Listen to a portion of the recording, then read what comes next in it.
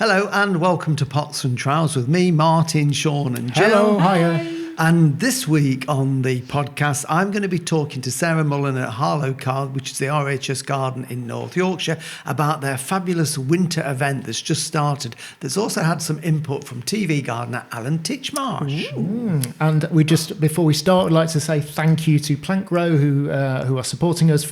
They make a range of organic mulches, composts and liquid feeds, all made from plant material grown in Norfolk. And jolly good it is as well.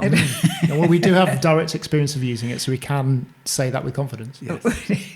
And well, let's start off with a question, shall we? Tax your brain to start us off. So early in the episode.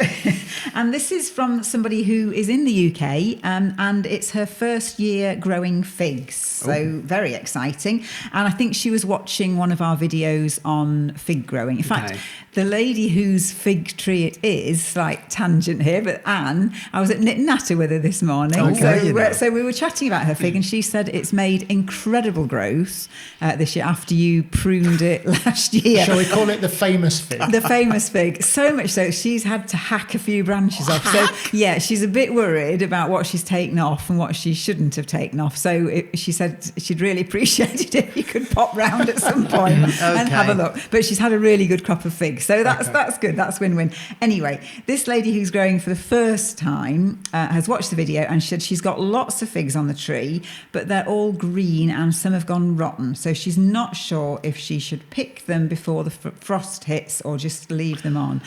Also, are they edible when they're small and green? Right. Well, I don't do the cookery section, so I wouldn't know if they're edible. I don't know, because normally you want them to get to maturity and ripen and get all lovely and gooey and soft in the middle. They'd be quite hard when they're sometimes small. When we've travelled abroad, you can buy little sort of crystallised baby figs, can't you? So I don't know, we might need to do a bit of research into that. They're not going to be poisonous, are they? Because you can eat them. But it's whether they taste very nice. Well, that's maybe why they crystallise them, so it's just sugar.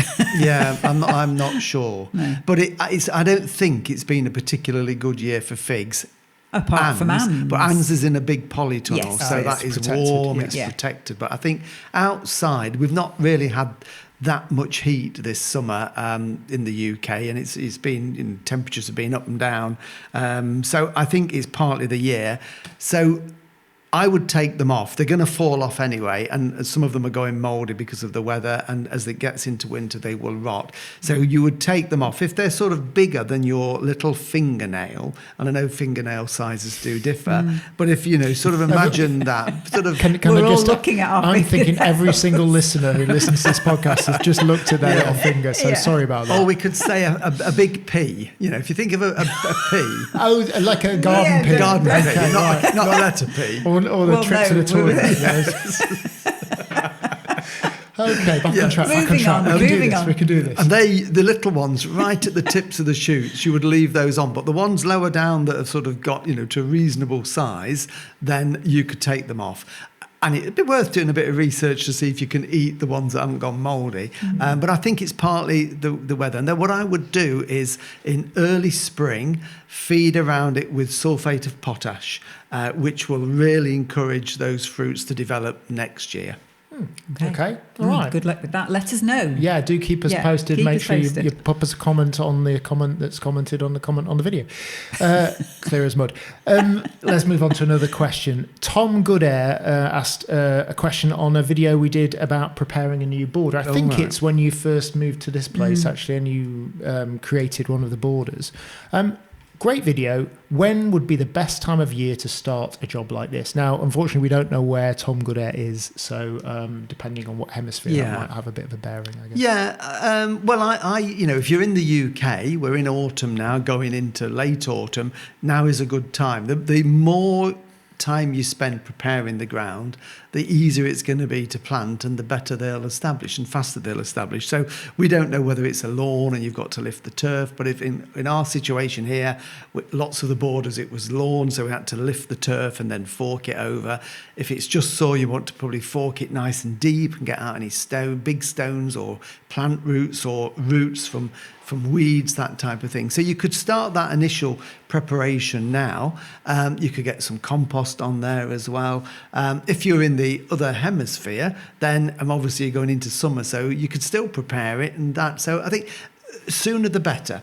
And you could, in fact, you could plant it now. If you're in the UK, if you can get it prepared, you could still then be planting shrubs and trees in there if you want to. But most people would prepare it in the autumn and then get it ready for planting in the spring. Are there definite times to avoid? So you don't want to be doing it in the middle of winter or in the middle of summer, maybe? It's a good question, Mrs. Fish. Thank you. You wouldn't be doing it if the ground is absolutely saturated. No. So if you've had loads of rain and it's wet and soggy and sticking to your boots, or if we've had snow or frost and the ground is solid, because that isn't going to do it any good. Likewise, if it's wherever you are, if you're in the middle of Australia and it's baked dry, then it's not a good time to do it. So do it when that soil is workable. And presumably the aspect has a little bit of a bearing on that, if it's south facing in the UK, for instance, or does that not make much of a difference? Not too much. I mean, obviously, if it's south facing, it's going to be warmer and dry out faster. But I mean, certainly if you are in the UK, then now is the perfect time. Excellent stuff. Fabulous. Well, I think it might be time to go and meet Sarah over at Harlow Carr. Yeah.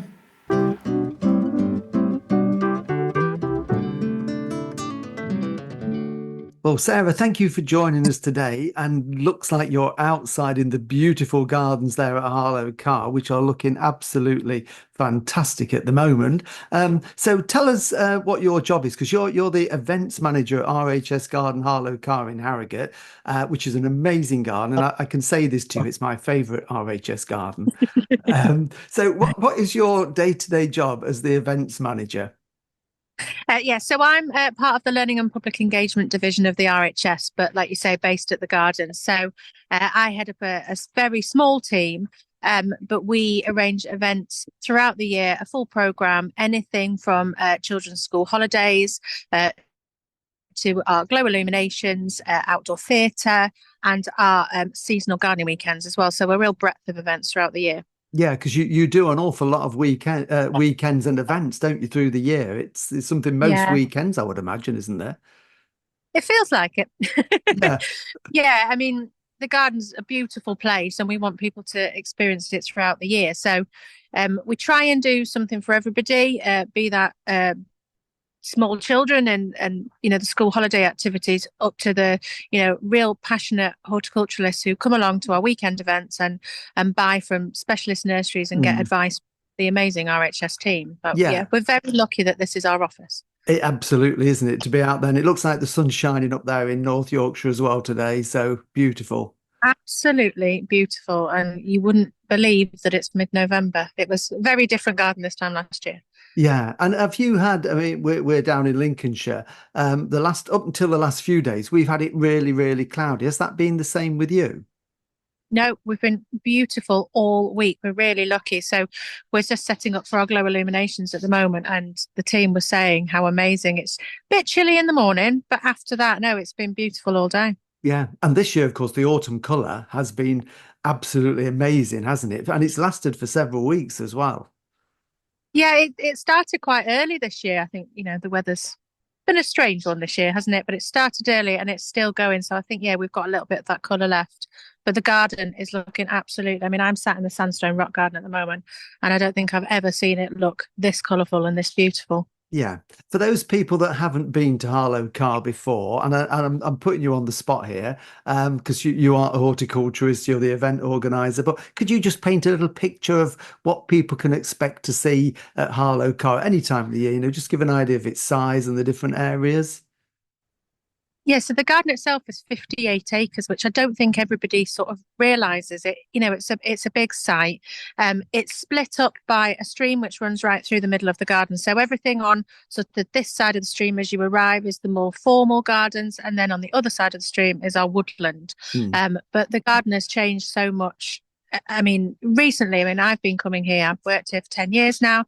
I started coming here as a toddler with my family, and we've got a lot of visitors who've been coming for a long time and just said, the garden's evolved over the last few years in particular. We've got a beautiful winter walk, which is an absolute highlight at this time of year, which looks incredible. But we've also, in the last few years, done a lot of work on the rock work around the sandstone rock garden and the stream side. So that's absolutely incredible. And we've got a subtropicana garden as well. So last year we actually had bananas growing in there, which you wouldn't have thought so in North Yorkshire. So yeah, it's an incredible place, and there's something for everybody. And I think a lot of people just think, oh, it's just a standard garden, but no, for us particularly, a lot more. It is far from a standard garden. I totally agree. And you've got such a, an enthusiastic team there, led by Paul Cook, the curator. And there's some amazing things. And as you say, lots of work. And we mustn't forget, of course, the Harrogate Arms, which was the old derelict pub at the bottom of the garden, has all been completely refurbished and is now a wonderful cafe, isn't it? Yeah, so the RHS bought that about 9 years ago now, and it's taken its time. It's a Grade 2 listed building, but we wanted to make sure that when we started work on it, we did it properly.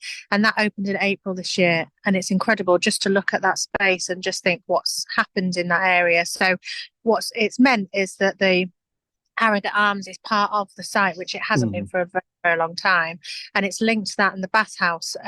Because for those who don't know the history of the gardens, we do have spa waters in the gardens, and people used to come into the bathhouse and take the waters and then stay in the hotel. So whilst it's not quite being used the same way, it's just expanded the garden, and it's meant that we've got this beautiful area and an additional cafe that we haven't had before.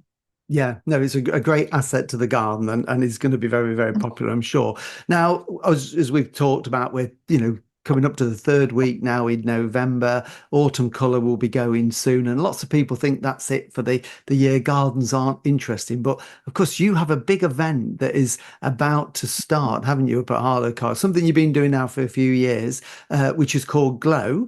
So do you want to tell us what Glow is? Because I've been before and it is amazing. So if people haven't been, it's well worth a visit.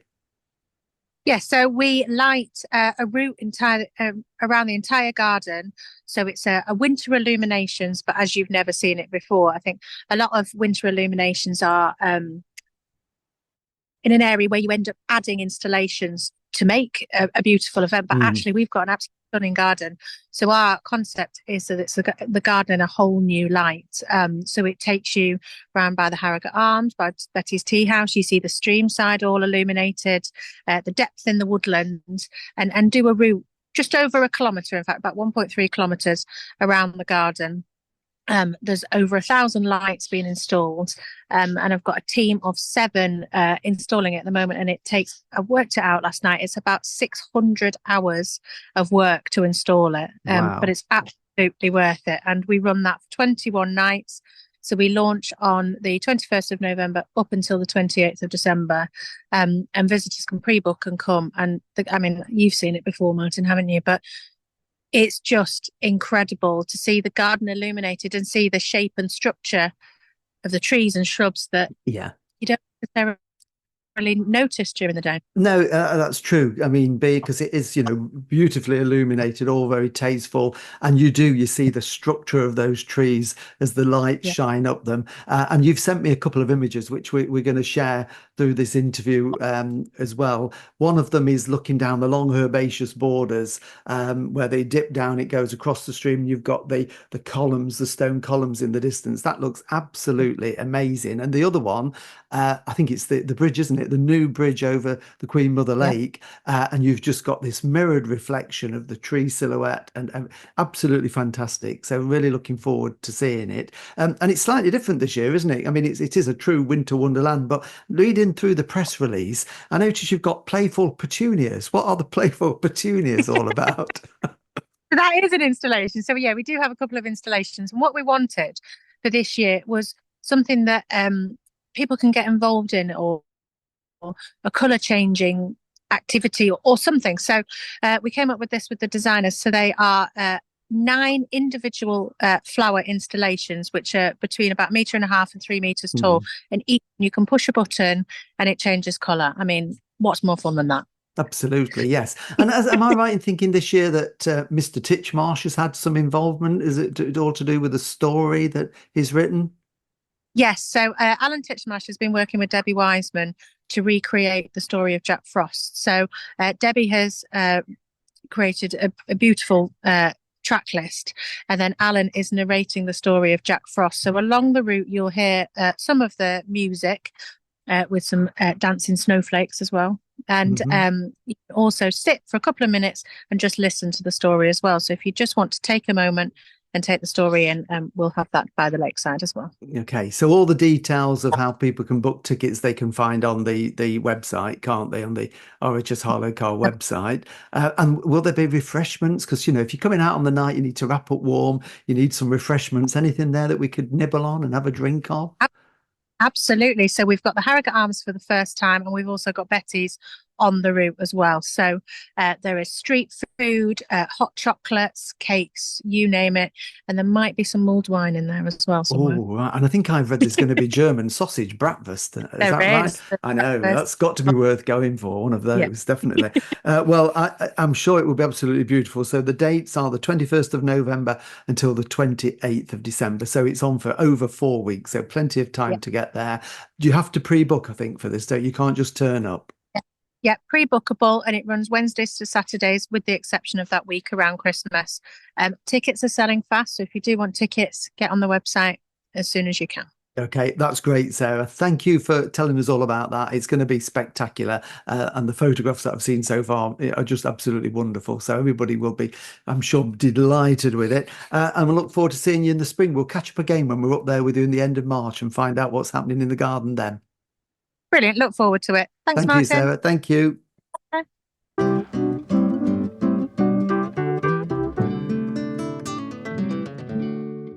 Well, coming up, Martin has got some top tips for getting us all winter ready. Feels quite wintry anyway here in the UK. But I was just thinking about what a wonderful commute Sarah's got. Oh, my goodness. Yeah, I mean, we've done a few gardening events there, and you just drive up there before the public are in, and there's only a few cars in the car park, and you walk down to the area where, we've got the potting shed stage there, and it is just glorious at any time of year, because they do weekend events in the spring and the summer and the autumn, don't they? And it's just gorgeous. It's a few years since I went to Harlow Carr, but I've been watching it on video because, of course, Martin and Jill have been making some of our videos there, so we get to see those, and we'll obviously put links to those in the show notes for anyone wants to see. I mean, it is a lovely garden. You must get up there, Sean. Have a word with Sarah. She'll get you in, I'm sure, through the back gate. But it is lovely, and it has developed so much. That's the thing. It's an ever-changing garden. I mean, I've been going to Harlow Carr since I was, in my 30s probably, when it wasn't RHS in those days. The RHS took it on probably 20 odd years ago, and it's just changing and evolving, and the planting's amazing there, so it is worth a visit. Yeah, and we were talking about one of your gardening idols on a podcast a couple of weeks ago, wasn't Percy Thrower? Oh yeah, it's got but there's a really strong link with Harlow Carr with another of your gardening idols, isn't there? He's got a few. Jeffrey Smith. I mean, Jeffrey Smith was, again, another television gardener, sort of after Percy Thrower during that time, but he wasn't as old as Percy, and he was a North Yorkshireman, and Jeffrey was on Gardeners World and did various programmes, Mr. Smith's fruit garden and Mr. Smith's vegetable garden and all of this. Did he know Granny Smith? It probably did have a Granny Smith, yes. And Jeffrey was the superintendent, as it was called in those days. It's now the curator. You don't hear that word very much now, do you? It's quite an old-fashioned word. And he was superintendent at Harlow Carr when it was the Northern Horticultural Society. Sorry, just to point out, because I think that's quite a common thing in America, isn't it? Some buildings have a super, and that presumably comes from the superintendent. Really? He looks after the maybe so. caretaker. Yeah.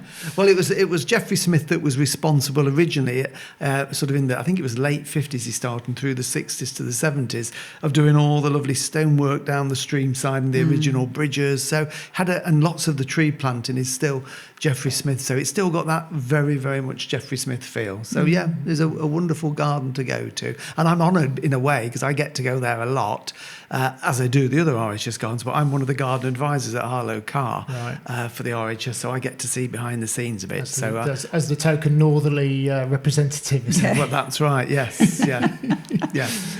If you've got a question for Martin, we'll have a question, listener's question coming up in a moment. But if you've got a question for Martin, do drop us an email, info@potsandtrowels.com. Yeah, and what we also ought to mention is that Glow is not only happening at Harlow Carr, it's happening at all the other RHS gardens, so Wisley, Rosemore, Hyde Hall, and Bridgewater. So you can get all the details from them all and find out opening times on the RHS website, which is rhs.org.uk. Fantastic. We'll put that link in the show notes as well for people. Shall we have the listener's question then? Yes, we've got a question from Hannah, who was watching one of our videos, the one on how to plant, prune and propagate soft fruit bushes. Okay. You can cast your mind back to that one, Martin. Again, we'll link it in the description just in case. Yeah, and she says, can you make a fan or column with blackcurrants? And also, if you do a column, would you still cut it back to the ground when you're planting it? Right, it's a bit more difficult with blackcurrants. You can do it with white currants and red currants, and it's all to do with how the bush grows and fruits. So with a red currant and a white currant, you can cut the side shoots back to little short stubby bits, and you'll get fruit on those little short spurs. So that's how you can keep them compact and into a shape. But blackcurrants make really strong growth, and it's the long growth that produces the fruit. So if you were to cut the long new shoots back, you would essentially lose your fruit. So you could reduce them a little bit by pruning, but essentially you've got to let them go to a natural shape. Okay. So if Hannah wanted to create more blackcurrant bushes, then is it the right time to do it now? Perfect. In fact, that is one of my jobs for this week, because we are, November is traditionally the time you would do it. Although this year, because autumn has been late, the leaves haven't been falling off. But normally when your leaves have fallen off, your blackcurrants, red currants, white currants, even gooseberries, you can do the same. And we do them as hardwood cuttings. So what we want is a nice length of the growth that's been made this year. We don't want old, gnarled growth. It's that new growth that it's been made. And we cut a piece off and we prepare a cutting roughly about 8 inches long, so that's 20 centimetres, and we cut it just below a bud with a straight cut and a little slanty cut above a bud at the top. So you want to be sort of longer than a pencil, and then that's your cutting. It's as simple as that. Can I ask why you do a slanting bud at the top? Well, 2 reasons. I know one of them. Do you? It's so you know which is the top and which is the bottom. Well, absolutely. It is as simple as that. Because some cuttings don't have very big buds, and it's difficult. If you drop it, you think, which way is the top, which is the bottom? Can I guess the other one? Go on. Right. I think it's because if you've got it in the ground, it's raining or whatever, it becomes like a little shed roof. Yeah, good. yeah. Is that right? Good. We've been working together. You've too long. absorbed all this information over the years. At some point, we'll talk about how long we've been working together, Yeah, but not now. I can That's see another that you're podcast. trying to get rid of me. You know it all now. I'm You learning can do it all. Yeah. Sorry. Anyway, we'll carry on. So that is it, really. Yes, and then you've got various things you can do with your cutting. If you've got a piece of spare ground in the garden, just fork it over and push that cutting in about 2/3 of the depth in the soil, with a third sticking out. Or you get a nice plant pot, fill it with some growing compost, push your cuttings in, and then leave them outside, and they root over the winter, and come the spring they'll burst into growth, and you've got new plants for free. Will that happen with most sort of hardwood? Yeah, that's how you do fruit bushes, but you can do that with loads of shrubs in the garden. Things like the ornamental elderberries. You can do it with forsythias, the ornamental flowering currants. You can do it. Dogwoods are perfect. Willows, all those sort of stemmy plants you can do that with, and it works really, really well. So that's one job you can be getting on with. The other one, it's a great time to prepare the ground. If you've got some empty ground that you're going to be planting in next year in the veg plot, you can do a bit of preparation, depending whether you're dig or no dig, but whichever way you are, you need to incorporate or add some compost to it, or manure or leaf mold. It's just put that on and don't dig it in necessarily, let the worms pull it down, and that will really, really add to the fertility and improve your soil ready for planting next year. And the other thing is, last of the leaves are just about off now. They've hung around for ages, but rake them all up, not off the borders, but off the lawns, off your paths, off your driveway, and stick them in the compost heap. Don't waste them. Don't put them in the bin. They are valuable composting material. Can I just ask you something? Because we've got a laurel bush. Yes. And obviously that's evergreen with quite waxy leaves.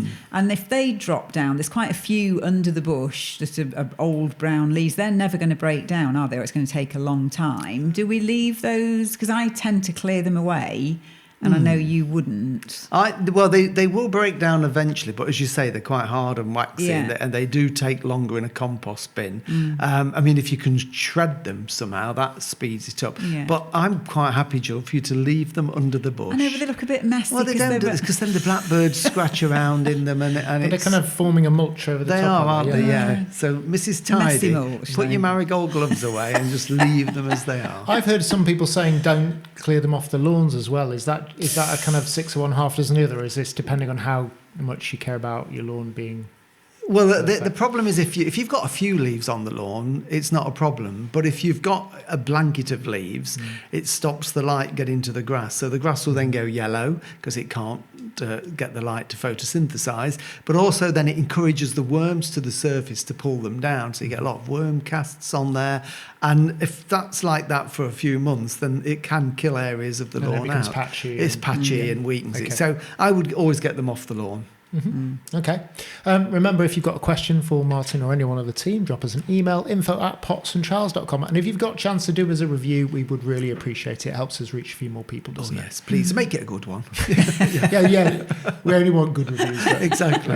any review is great. Thank you very much. That's about it, isn't it, It today? is think it about is. it, yeah. So we'll be back again next week. Just a final thank you to Plank Row for their continued support Yes, with us. And appreciate we'll be back next week with more on the podcast. Bye. See you then. See you Bye.